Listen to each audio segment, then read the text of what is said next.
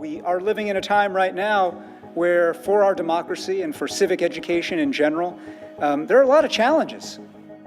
We have faced a generation of declining investment in civic education.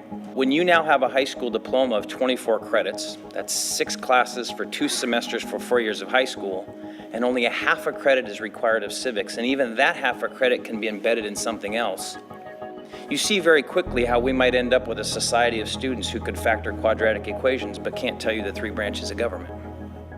That's a tragedy to me. It's a public life where we're going down a slippery slope and not really quite able to say what is what and what is right in this country. And that is not a partisan statement. I think this is a bipartisan failure over the course of a generation to sustain the health of the body politic. We have poor role models in terms of civil discourse. We saw this in the election of 2016, and we see this in the governing that's happening now. What we want to do is to replenish the Social Security Trust Fund. You could put half of Trump supporters into what I call the basket of deplorables. Right? Alleged violence at an event in Montana's special congressional race. Ben Jacobs, a reporter for The Guardian, was body slammed by the GOP House candidate Greg Gianforte. I would say that the polarization we see in our national institutions has now trickled down to our state legislative institutions. Would you like to hear the answer or not? No! Okay. Hello, dispatch, can I help you? Yes, I'm on my way to Evergreen University now with a 44 Magnum. I'm gonna murder. Your event will be shut down right now. Right now.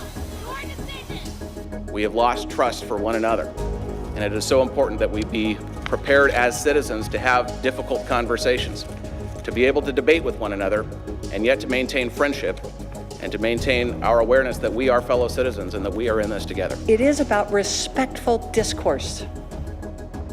How we disagree matters. The need for civic learning is crucial at this point in time.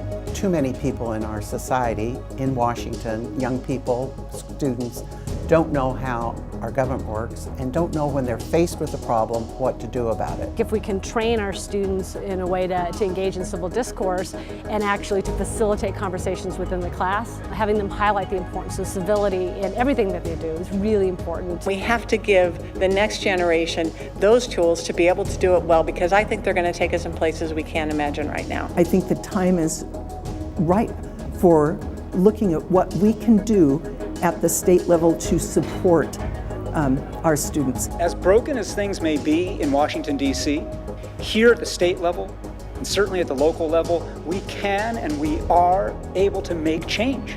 We can and we are able to express our voice, and we still do, particularly in the state of Washington, have a politics that is open and accessible and inclusive of people across the political spectrum.